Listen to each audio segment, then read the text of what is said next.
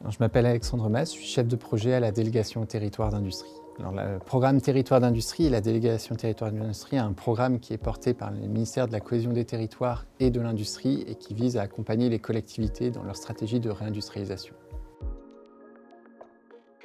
On s'est investi dans cette étude parce que nous, on est très intéressés par les sujets industriels et plus généralement par les sujets de production et également d'artisanat, et que cette étude nous permettait de mieux comprendre cet écosystème assez caché. Oui, l'étude répondait clairement à un manque d'information et donc un besoin de connaître cette information sur le poids que représentent les métiers d'art et savoir-faire d'exception au niveau national et aussi dans les territoires plus localement.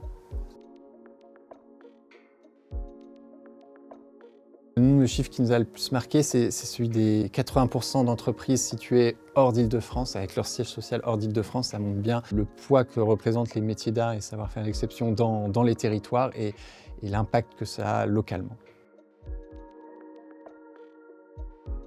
Elles nous seront utiles pour se rendre compte donc, de ce que représentent les métiers d'art localement, quelles sont les grandes filières dans chaque bassin historique et de comment on peut ensuite essayer de les accompagner pour les renforcer. Et enfin, comment ces métiers d'art peuvent aussi infuser et diffuser sur d'autres métiers, d'autres savoir-faire aux alentours. Nous, dans les exemples concrets, par exemple, que l'on voit, c'est alors sur un territoire francilien, donc pas forcément le plus rural, mais le poids que peut représenter une filière comme la manufacture d'instruments à vent, saxophones notamment ou trompettes, à Mantes-la-Jolie, est très prégnante avec des acteurs historiques, mais encore très peu connus, que ce soit même localement et encore plus au niveau national. Les premiers acteurs auxquels je pense sont les collectivités, les territoires directement, qui pourraient s'inspirer et utiliser ces résultats pour se rendre compte de ce que représentent ces métiers pour eux. Dans le cadre peut-être ensuite